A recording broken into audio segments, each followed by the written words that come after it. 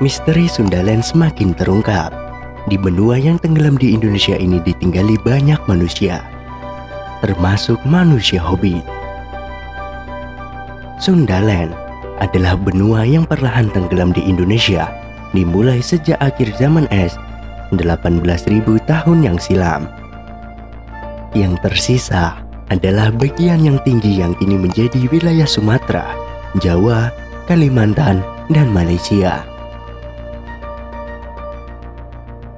Dahulu di Sundaland ada padang savana dan hewan-hewan purba seperti gajah stegodon.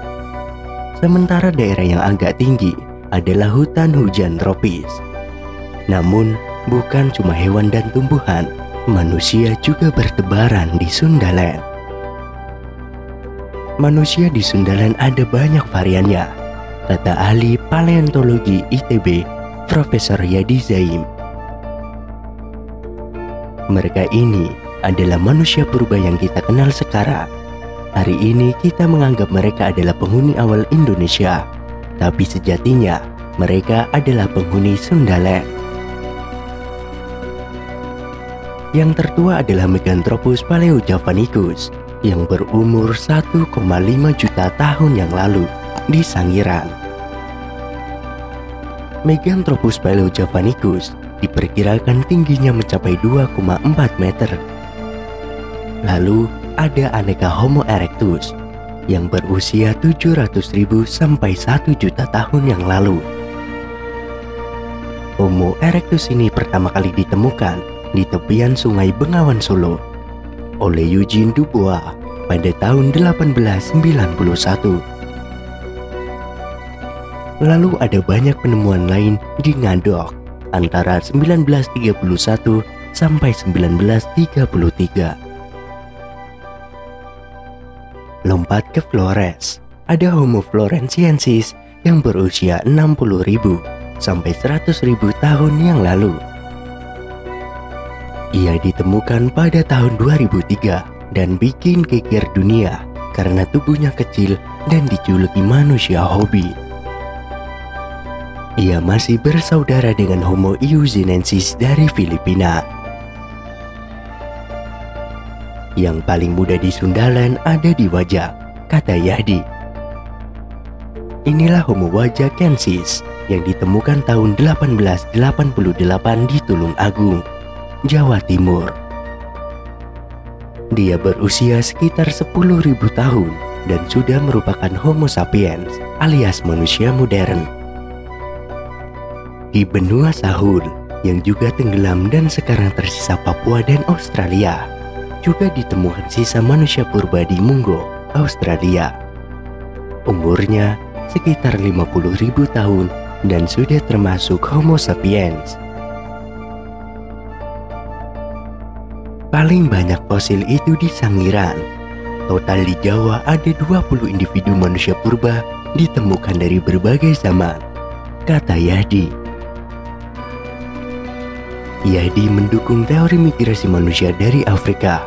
Mereka ke Sundaland melalui 2 jalur, yaitu lewat India, Thailand sampai ke Indonesia.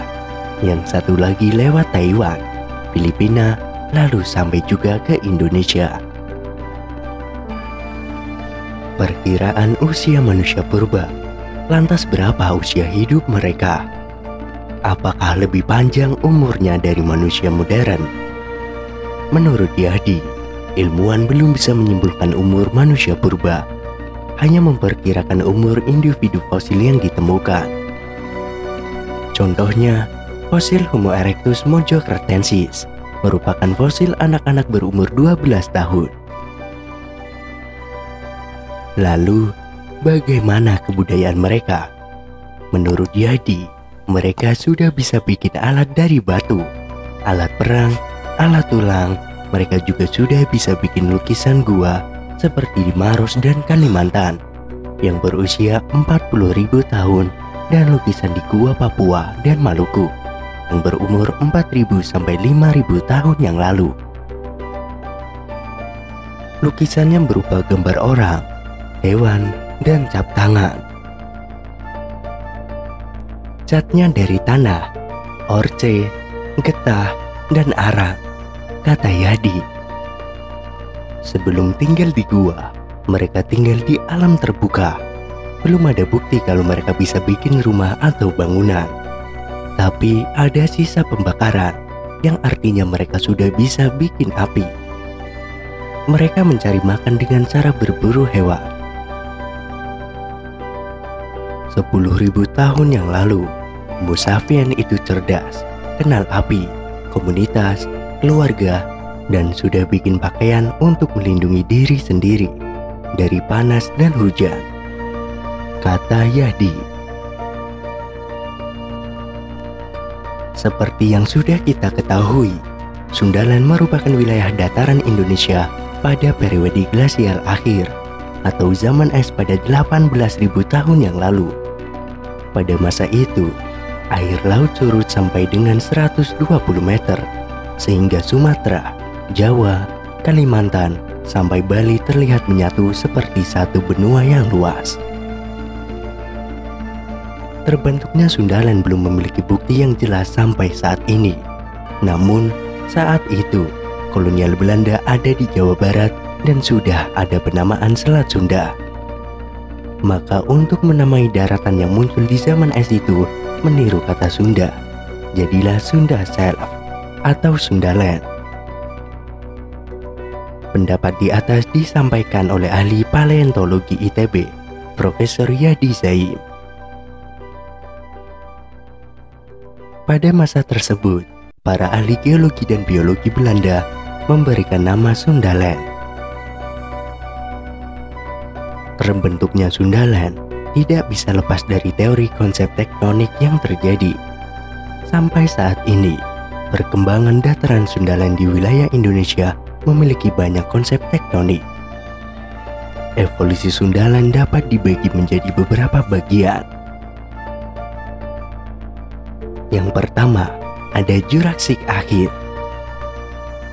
Pada masa Jurassik akhir, Blok Banda sebelumnya pernah bergabung dengan Gondwana, kemudian terpisah dan menjauh dari Sulaspur.